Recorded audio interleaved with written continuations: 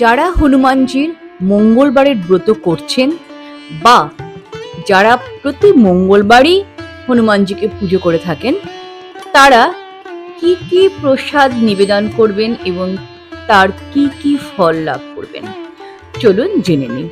প্রথমেই বলি পান।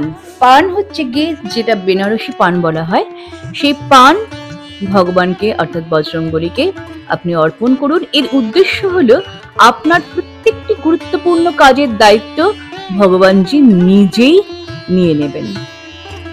আর হলো গোটা নারকেল।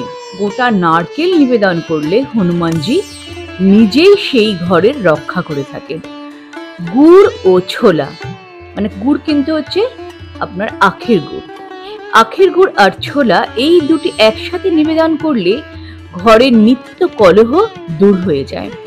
অমৃতি বা জিলেপি এটি নিবেদন করলে আপনার সমস্ত ইচ্ছা পূরণের পথ প্রশস্ত হয়ে যাবে। লাড্ডু, বোঁদে বা বেসনের লাড্ডু এটা নিবেদন করলে গ্রহদোষের সমস্যা থেকে মুক্তি পাবেন। কেশর ভাত। কেশর ভাত হলো নিবেদন করলে বজরংবলীকে কুণ্ডলিতে থাকা মাঙ্গলিক দোষ আস্তে আস্তে কেটে যায়। কলা ও আপেল এই দুটি ফল নিবেদন করলে রামজির অশেষ কৃপা লাভ হয়, তার সাথে সাথে হনুমানজির কৃপা লাভ করবেন। এবং মেওয়া ক্ষীর, এই মিষ্টি ক্ষীর নিবেদন করলে ঘরের দারিদ্রতা দূর হয় এবং অর্থ সমৃদ্ধি আপনার ঘরে বৃদ্ধি পাবে।